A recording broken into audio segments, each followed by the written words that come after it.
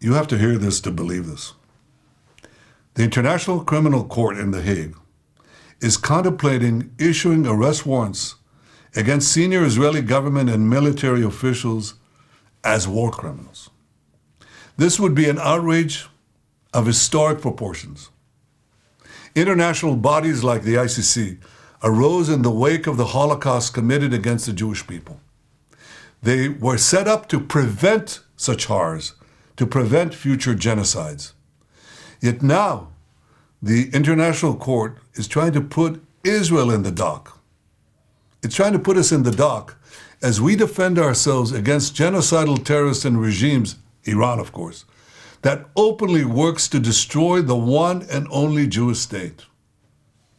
Branding Israel's leaders and soldiers as war criminals will pour jet fuel on the fires of anti-Semitism, those fires that are already raging on the campuses of America and across capitals around the world.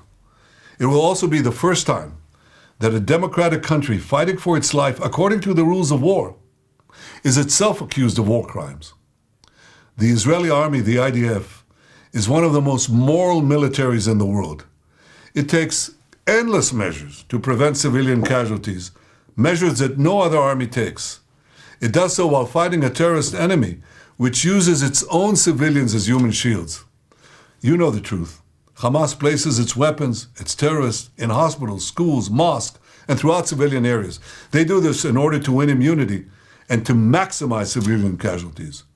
So while Hamas shows no care for the lives of Palestinians and steals humanitarian aid meant for civilians, Israel is facilitating a surge of humanitarian assistance to Gaza. And we do this to ensure that the Palestinian population's humanitarian needs are met, rather than commend Israel for abiding by the rules of war while fighting an enemy that violates every rule of war, including holding 133 Israeli men, women, and children hostage. Who's the ICC targeting?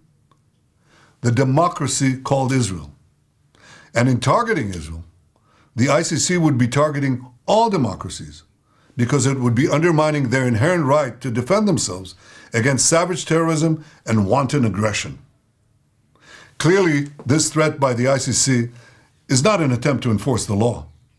Israel is not even subject to the court's jurisdiction, and it has an independent legal system that rigorously investigates all violations of the law.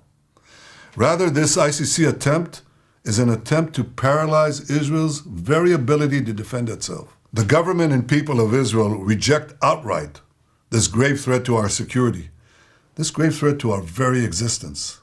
And I want to assure you, no ICC action will impact Israel's ironclad determination to achieve the goals of our war with Hamas terrorists.